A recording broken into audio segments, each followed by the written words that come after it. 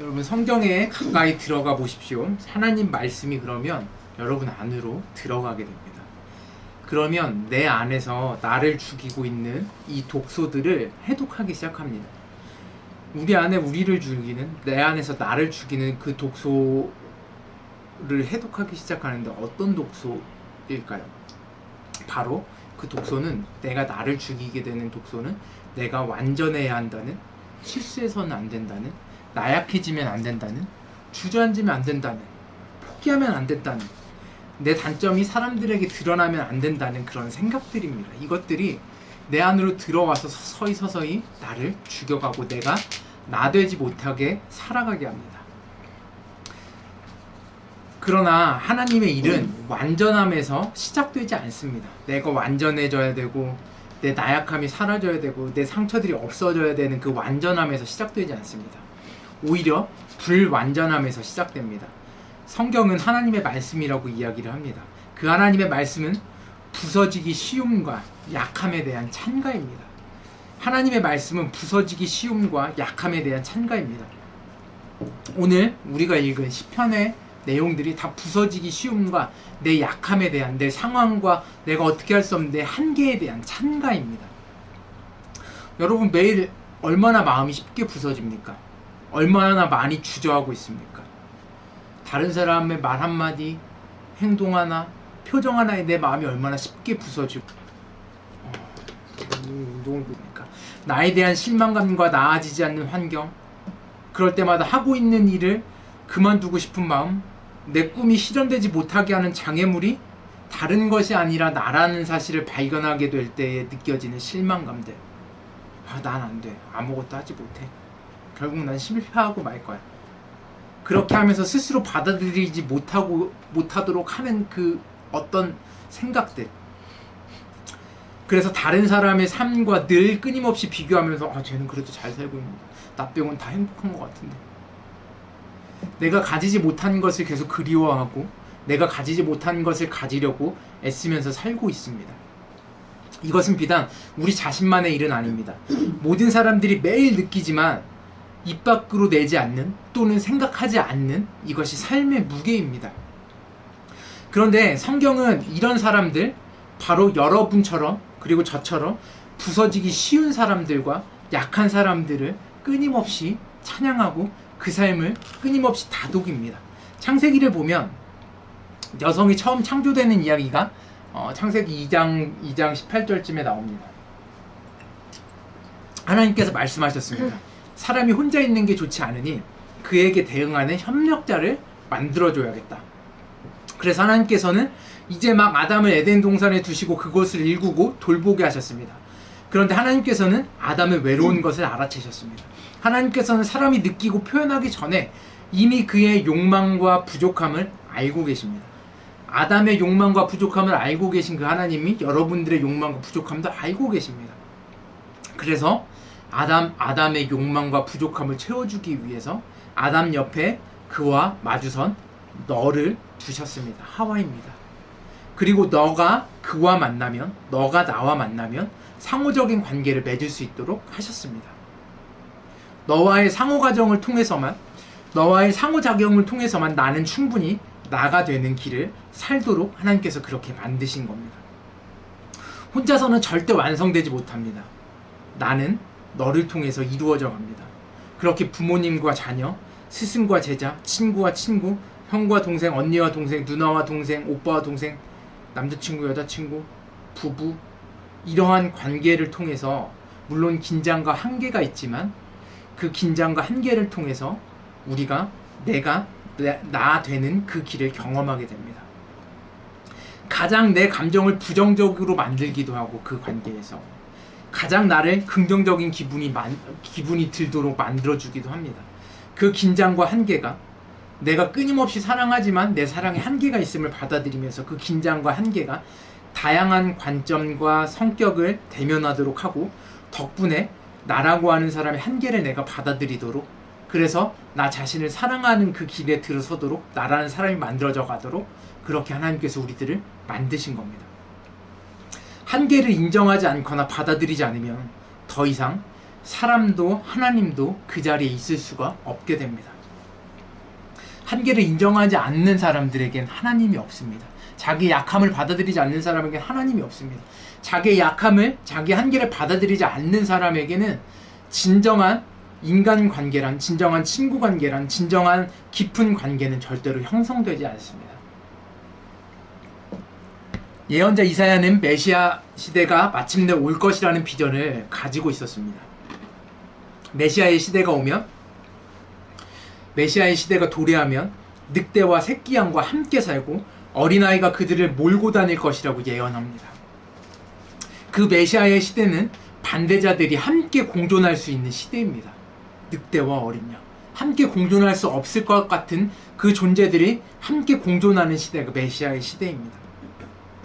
여러분 안에 예수 그리스도께서 오시면 바로 여러분의 적대자가, 늘 나의 적대자인 줄 알았던 그 사람이 귀한 손님으로 바뀌는 일이 일어납니다. 적대감이 환대로 바뀌게 될 겁니다.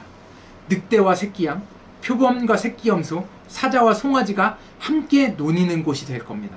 그런데 대부분의 사람들은 새끼양만 살리려고 합니다. 그래서 내 내면에 있는 늑대를 외면하고 계속해서 죽이려고 합니다. 절대 죽지 않습니다. 새끼양이든 늑대든 결국 우리는 하나입니다. 완전이란 나의 병든 부분을 없애는 것이 아닙니다. 나의 병든 부분, 약한 부분을 받아들여 건강한 부분, 강한 부분과 함께 살도록 하는 것입니다. 숨기지 않고. 여러분 안에 상처를 입히고 이용을 당하고 약점이 드러나 어려움을 겪게 되는 일들이 여러분 영혼의 그 이유와 원인들을 찾아서 여러분 영혼의 그 일들이 스며듭니다.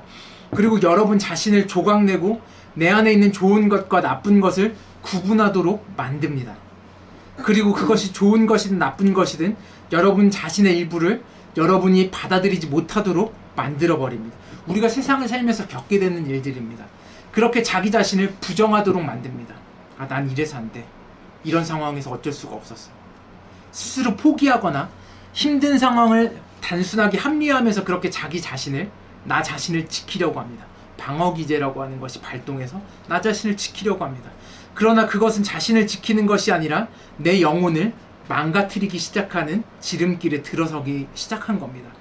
여러분이 거룩함에 도달하게 되는 때는 내 안에 스며든 그늘진 세상이 사라지는 때가 아닙니다.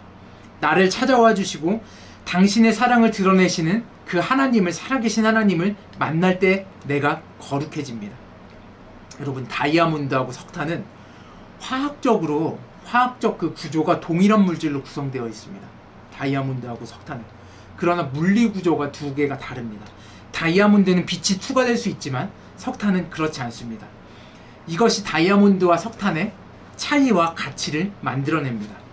빛이 투과되는 투명도에 따라서 높은 가치가 결정되는 다이아몬드가 될 것인지, 빛이 투과되지 못하고 불에 타 없어지는 석탄이 될 것인지 결정하는 것은 여러분들 스스로에게 달려 있습니다. 여러분은 다이아몬드가 될 수도 석탄이 될 수도 있습니다. 여러분 중 완벽하게 모범적인 가정에서 자란 사람들은 매우 드뭅니다. 돌아보세요. 완벽하고 모범적인 가정에서 자란 사람이 있나? 우리 가정도 그렇지 못한데. 하나님은 불완전한 상황에서 자신을 드러내십니다. 완전한 상황에선 자신을 드러내지 않지만 불완전한 상황에서 끊임없이 자신을 계시하시고 드러내십니다. 하나님은 관계를 통해서 자신을 드러냅니다. 예를 들면 가족과 같은 관계를 통해서 자신을 드러냅니다. 그래서 창세기에서 하나님은 아단과 하와의 하나님, 노아 가족의 하나님, 아브라함과 사라의 하나님, 이삭과 리브가의 하나님, 야곱과 레아와 라헬의 하나님으로 나타납니다. 가족과 같은 관계에서 하나님은 자기 자신을 끊임없이 계시하고 계십니다. 그리고 하나님이 드러나시는 그 가족의 관계는 완벽함의 모델이 전혀 아닙니다. 가족들 중 첫 번째 가족 아단과 하와는 상처와 상호 비난의 그늘을 가지고 있었습니다. 선악과를, 그들의 관계란 어려움이 다가오면 우리 가족들처럼 깨지기 쉬운 관계였습니다. 선악과를 따먹고서 그게 들키니까 서로에게 책임을 전가하기 바쁩니다. 여러분 가족들 보세요. 무슨 일 생기면 서로 네 책임이라고. 이거 엄마 때문이야. 이거 너 때문이야. 서로 책임을 전가하기 바쁩니다. 가인과 그 자녀들인 가인과 아벨은 어떻습니까? 가인은 아벨을 죽이게 됩니다. 야곱은 속임수로 에서의 장자권을 가로챕니다. 야곱의 아들들은 형제 요셉이 너무 미워서 차마 죽이지는 못하고 상인들한테 팔아버립니다. 우리네 가족들도 창세기에 나오는 가족의 모습과 크게 다르지 않습니다. 가족의 테두리에 있는 관계에서 적대감과 비난은 일상적인 일입니다. 어떤 일이 일어났을 때 서로 비난하기 바쁩니다. 설사 괜찮다고 이해를 한다고 해도 다른 어떤 이용 가치가 있기에 참고 넘어가는 경우가 그래 용돈 받아야 되니까 참고 넘어. 이렇게 하면 진짜로 이혼할 거야. 참고 넘어갑니다. 이렇게 하면 진짜로 너무 싸울 것 같으니까 저 개 같은 거 그냥 둬버립니다. 그런데 바로 이런 약하고 불완전한 관계, 불완전한 곳이 그런 관계가 바로 하나님이 자신을 드러내는 터전입니다. 그런 곳에서만 하나님은 자신을 드러내십니다. 성경을 읽다 보면 한 가지 의문이 생깁니다. 왜 선하고 좋아 보이는 것은 그토록 빨리 파괴가 될까? 여러분, 천국이 광야로 쉽게 변해버립니다. 처음에 아담과 하와라고 하는 굉장히 이상적인 부부가 이상적인 에덴 동산에서 사는데 그게 불과 몇 구절 되지 않아서 파괴되고 맙니다. 뱀에게 속아 넘어갑니다. 그리고 성경은 왜 그런지에 대한 답을 해주지 않고 오히려 우리들한테 질문을 합니다. 이 혼란스러운 현실에서 어떻게 친교를 나누고 서로 사랑하면서 살 수 있을까? 이것을 우리들에게 끊임없이 묻습니다. 여러분의 가족관계에서 서로 비난하고 적대감이 있는 그 가족관계에서, 그리고 그런 것들이 켜켜이 쌓여있는 그 가족관계에서 어떻게 친교를 나누고 저 사랑할 수 없는 인간을 사랑할 수 있습니까? 대부분은 포기해버립니다. 그래, 저런 게 내 정신건강에 좋지. 저 미친 새끼, 저 미친. 진짜 거의 불가능하다고 생각합니다. 가족뿐만 그런 게 아닙니다. 내 친구도, 그 너머에 있는 사람도 사랑하는 것이 거의 불가능해 보입니다. 그 관계에 하나님이 드러나신다니, 그래서 하나님이 보이지 않는 것 같습니다. 하나님을 만나지 못하니까 보지를 못합니다. 성경은 왜 우리의 삶에 이런 비참한 현실이 만들어져 있는지, 사랑할 수 없는 인간들로, 사랑할 수 없는 상황들과 사랑할 수 없는 사람들로 구성되어 있는지를 말해주지 않습니다. 어떻게 그런 세상들이 만들어졌는지, 왜 그렇게 하나님께서 창조하신 세계가 그렇게 망가졌는지도 말해주지 않습니다. 성경은 다만 이 현실에서 도무지 사랑할 수 없는, 친교할 수 없는 그 관계에서 하나님의 구원이 어떻게 실행되고 있는지를 우리들에게 알려줄 뿐입니다. 상처 입은 첫 부부는 알몸인 것을 알아챘습니다. 상처 입은 그 부부는 자신들의 알몸인 것들을 이제 알게 됐습니다. 하나님께서 그들에게 가죽옷을 만들어서 입혀주십니다. 왜 죄지은 아담과 하와에게 그들의 죄를 회개도 하지 않고 도망가고 숨고 하나님으로부터 숨었던 아담과 하와에게 하나님은 선악과를 따먹으면 정령 죽을 것이라고 말씀하셨는데 죽이지도 않고, 그 말도 하나님께서 내뱉은 그 말도 지키지 못하고 그저 가죽옷을 지어 입혀주셨나요? 하나님께서는 사람의 한계, 연약함 앞에서 자신을 드러내시기 때문에 그렇습니다. 여러분들의 한계, 연약함 앞에서 하나님은 드러납니다. 아담과 하와 두 사람이 알몸의 무방비 상태에서 너무 다치지 않도록, 악의 흔적, 여전히 죄가 있지만, 제약이 있지만, 한계가 있지만, 실수를 했지만 그래도 계속 그들이 함께 지낼 수 있도록 그들을 돌보기 시작하신 겁니다. 하나님은 형제를 죽인 첫 번째 살인자 가인의 이마에 표를 찍어주십니다. 빵. 왜 표를 찍어주신지 아세요? 훗날 가인이 하나님을 믿을 때, 하나님을 믿는 다른 누군가를 만났을 때, 하나님을 믿을 때 우리가 완전과 순수만을 부르짖는 광신적인 사람들을 만날 수 있습니다. 그 사람들이 너는 살인자야, 살인자는 하나님을 믿을 수 없어 하고서 가인을 해하지 않도록 하기 위해서, 그들의 위협에서 그를 보호하기 위해서 이마에 표를 찍어주십니다. 하나님의 함께하심, 하나님의 구원은 어디서 시작됩니까, 여러분? 바로 한계에서부터 시작됩니다. 약함에서부터 시작됩니다. 죄에서부터 시작됩니다. 여러분의 실수에서부터 시작됩니다. 한계를 지녔음에도 불구하고, 그 한계 때문에 여러분이 사랑하고 사랑받을 수 있다는 것이 복음입니다. 상처가 깊이 있어도, 상처가 깊으면 깊을수록 오히려 내 자아와 타인의 상처를 깊이 있게 치료할 수 있게 됩니다. 나의 죄 때문에, 약함 때문에, 상처 때문에, 한계 때문에 하나님의 구원의 사역은 그 자리에서 계속 이어질 수 있습니다. 하나님은 불완전한 상황에서 당신 자신을 드러냅니다. 그러나 문제를 해결하기 위해서 그 문제를 해결하지 않습니다. 도깨비 방망이처럼 뾰로롱 나타나서 산신령처럼 뾰로롱 나타나서 네 소원이 뭐냐? 그래, 합격하는 거야 시험? 합격시켜줄게 뿅! 이렇게 해서 여러분들이 시험에 합격하거나 그러지 않습니다. 하나님이 함께 하신다고 해서 갑자기 여러분들이 가지고 있는 모든 문제가 해결되지 않습니다. 여러분들의 나약함들이 강함으로 바뀌지 않고 여러분들의 상처가 다 갑자기 치유돼서 여러분들이 완전해지지 않고 여러분들이 어두운 그림자에 빛이 비춰져서 완전하게 여러분의 밝은 상태가 되거나 완전하게 순수해지거나 완전해지지 않습니다. 다만 하나님은 구원의 역사를 이루기 위해 상처 입고 실패한 여러분의 삶으로 그냥 들어오십니다. 우리 고린도전서 1장 28절 찾을게요. 시작. 하나님께서는 세상에서 비천한 것들과 멸시받는 것들을 택하셨으니 곧 잘났다고 하는 것들을 없애시려고 아무것도 아닌 것들을 택하셨습니다. 사람의 눈에는 쓸모없는 것처럼 보이는 것들이 하나님의 눈에는 그렇게 보이지 않습니다. 여러분들에게 쓸모없어 보이는 여러분들의 그 문제들이 하나님에게는 그렇게 보이지 않습니다. 하나님은 그것을 선택해서 구원의 역사를 시작합니다. 하나님은 문제를 해결하지 않으시고 상황으로 들어오십니다. 그리고 여러분 옆에 계십니다. 하나님은 마술사가 아니라 여러분을 사랑하는, 나를 사랑하는 아버지입니다. 이 사랑 안에 머물게 되면, 이 사랑 안에 머물게 될 때 삶의 의미를 발견할 수 있게 됩니다. 이 사랑 안에서 내가 변화 가능함을 깨닫게 되면 있는 그대로의 내 모습 때문에 죄책감을 느끼고 사람들로부터 조롱과 비난을 받더라도 그 내적 감옥에서 나를 힘들게 하고 내 스스로를 올가매고 있는 그 내적 감옥에서 해방되어 약속의 땅에 들어갈 수 있게 됩니다. 나를 만나주신 하나님은 각자에게 상처와 실패가 많은 만큼 모든 상황에서 최선을 다할 수 있도록 나의 잠재력을 끌어올립니다. 그것이 하나님이 내 안에 들어오셨을 때 일어나는 일들입니다. 내 잠재력이 끌어올려집니다. 이전에는 쉽게 포기하고 그냥 주저앉았었던 내가 하나님 때문에 그래서 힘을 얻어서 일어나게 됩니다. 여전히 나는 상처 많고 여전히 부족하지만 일어날 수 있는 힘을 얻게 됩니다.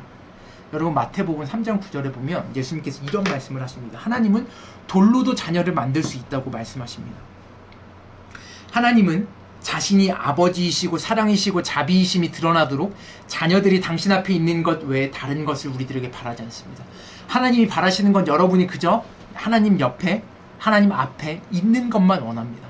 그분은 돌처럼 차갑고 완고한 나는 절대로 변하지 않고 아무도 믿지 못하고 심지어 나조차도 믿지 못하는 내가 조건 없이 사랑받고 있다고 느끼기를 바라고, 그리고 그것을 믿기를 하나님께서 원하십니다. 그것이 여러분들에게 원하는 하나님이 전부입니다. 만일 여러분이 하나님이 자신을 드러내시는 이 일에 여러분을 내어 맡길 수 있다면, 그래서 마침내 하나님 말씀을 여러분들 중심에 두는 법을 배운다면, 여러분은 하나님과 다른 사람들과 함께 여러분의 가장 부족한 면과 화해하게 될 겁니다. 여러분의 가장 나약한 그 부분을 받아들일 수 있게 될 겁니다. 여러분의 가장 깊은 그 상처를 내 삶으로 받아들일 수 있게 될 겁니다. 그리고 결코 부족함을 느끼지 않게 될 겁니다. 늘 채워주신 하나님을 만나게 될 겁니다. 여러분 마태복음서를 처음 읽으면 마태복음서 1장에 보면 예수님의 족보가 나옵니다. 우리가 레위기에서도 그렇고 족보들을 읽을 때 대부분의 사람들이 이것들을 읽을 때 의미 없는 이름들의 나열에 그냥 쭉 눈으로 훑고 지나갑니다. 낯선 이름들이 막 쏟아집니다.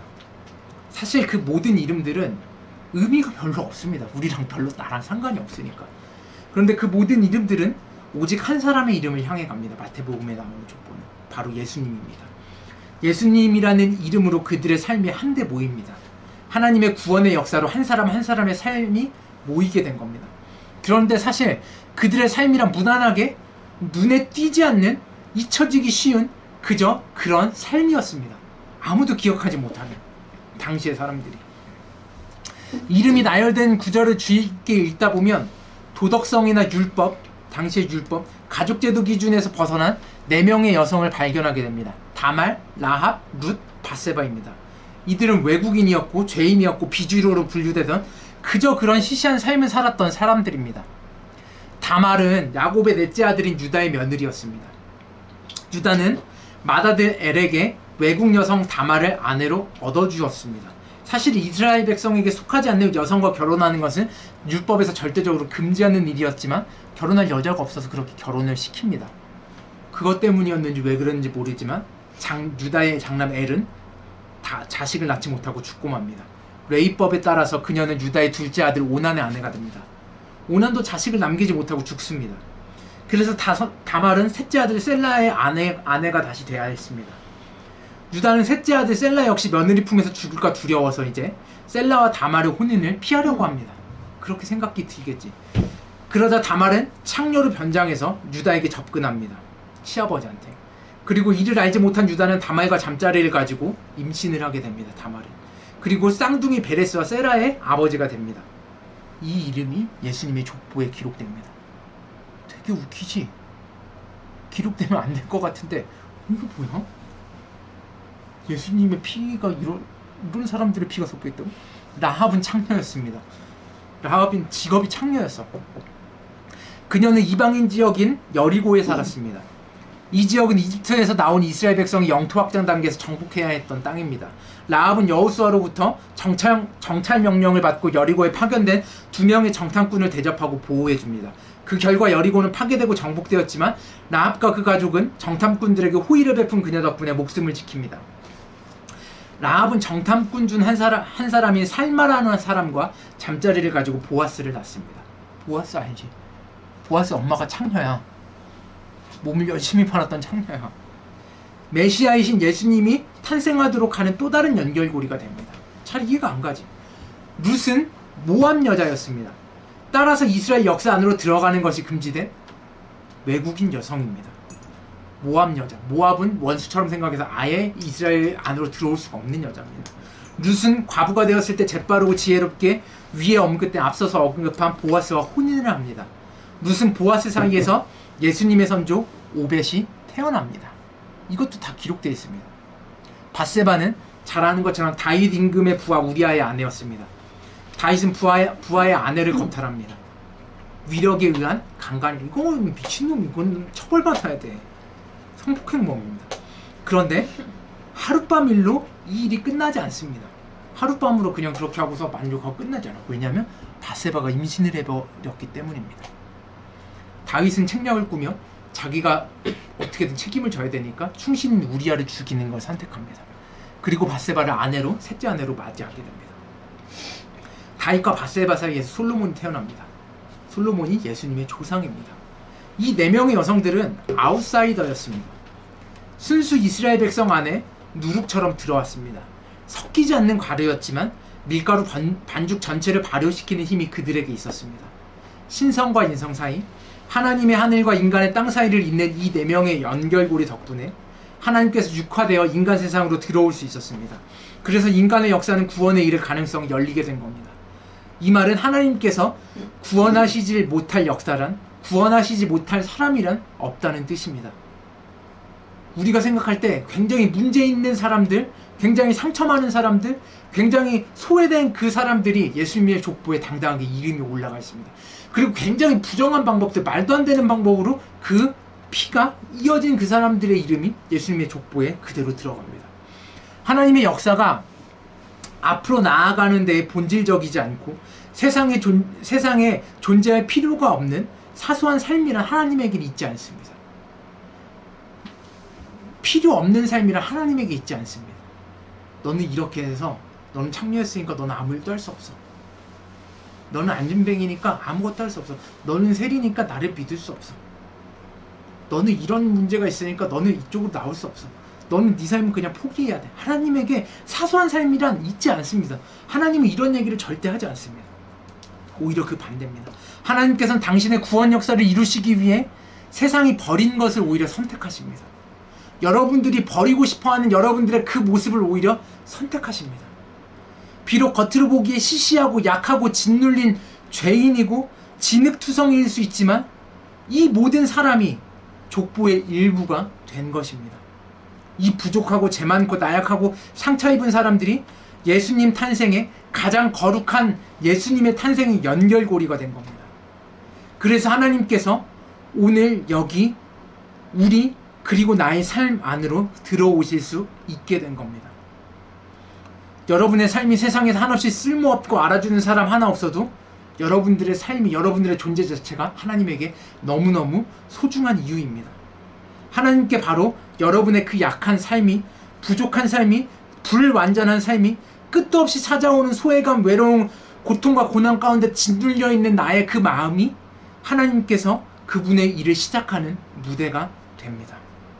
바로 저와 여러분의 그 보잘것없어 보이는 삶이, 보잘것없어 보이는 나약함이, 실수하고 실패하는 그 모습이 하나님이 이 땅을 구원하는 아주 중요한 토대가 됩니다.